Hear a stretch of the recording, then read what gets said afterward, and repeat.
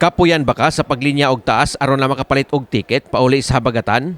Worry no more. Pinaagi sa imong cellphone mamahimo na kang makalukat og ticket alang sa imong pagbiyahe paingon sa Bagatang Sugbo. Kini pinaagi sa usa ka cellphone application. Giawhag karon sa manager sa Cebu South Bus Terminal nga si Carmen Quijano ang publiko nga pahimuslan ang paggamit sa online nga paglukat og ticket sa ilang mga biyahe. Kini pinaagi sa Topline Travel app nga ma-download na diha sa mga Android og iOS nga cellphone. Kini ang giklaro ni Quijano human nga menos ra ang nasayod nga adunay application sa cellphone nga mahimo ka makalukat og ticket og di na kinahanglan nga mulinya sa ticketing counter sa Cebu South Bus Terminal. Nasayran nga sa higayon nga makalukat og makabayad na ka sa ticket sa Topline Travel app. Hayan igo na lang ka mo diretso og paska niini dayong sakay sa bus alang sa validation. Pinaagi usab niini, masiguro na ang imong pagsakay sa bus o sa imong biyahe bisan sa pagdasok sa mga pasahero gumikan kay nakabook naman kadaan. Susama ra usab ang bayranan og magpabook ka sa app og mulinya ka sa ticketing counter sa terminal.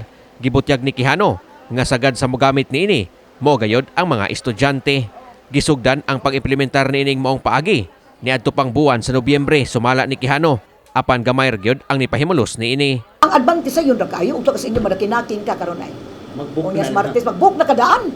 Oh, karon man ni ay ulakaw nako ug akong pamilya wala gi-book na nimo out.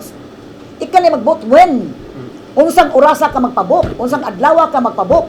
Whereas og dinha mangita pa kadto magdugay pa kayo. Whereas nagpabook kag sayo kay musud lang kas gusto nimo. Oh.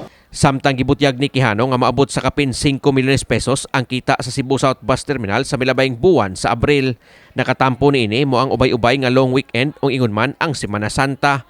Hinon giangko ni Quijano nga gamay pagyud kini itandi sa nanang kita sa terminal sa wa pa masinati ang pandemya. Nasayran nga maabot sa size ngadto sa 7 milyones pesos matag buwan ang kita sa South Bus Terminal niadtong mga panahona. Gikalipay usab ni Quijano nga miabot usab sa 2 milyones pesos ang kita sa Cebu North Bus Terminal sa buwan sa Abril. Palit na mo ang among kita gamay ra gyud kaayo. Ni kita ra mig 200,000. Hantud nagkadako. Nya karon I'm so happy kay niabot na kog 5 million kapin. Pero kani karon siguro nakita na ko mara 70% pa. Wa pa jud ko katugkad nga mo dagan pag 6 million mo nay akong gustong maabot gyud nako. Kay Pero sa kita imong trend murag pasaka na. pasaka na, nakita naman ako. Ang train na to nagpasaka na, Sir Greggy. Nya mo ni nga ako nalipay kay ko man yung mahibawang gobernador nya mursad sa North Terminal. Ang kita dito nagkanam nagkadako. Niabot na mig 2 million kapin in month. Sa una na. Gamay ra kayo. Gamay ra kay pila ra may mong kita to eh. Mga 50,000, 60,000. Mayagot. Oh, Kini si Greggy Magdadaro alang sa My TV Cebu.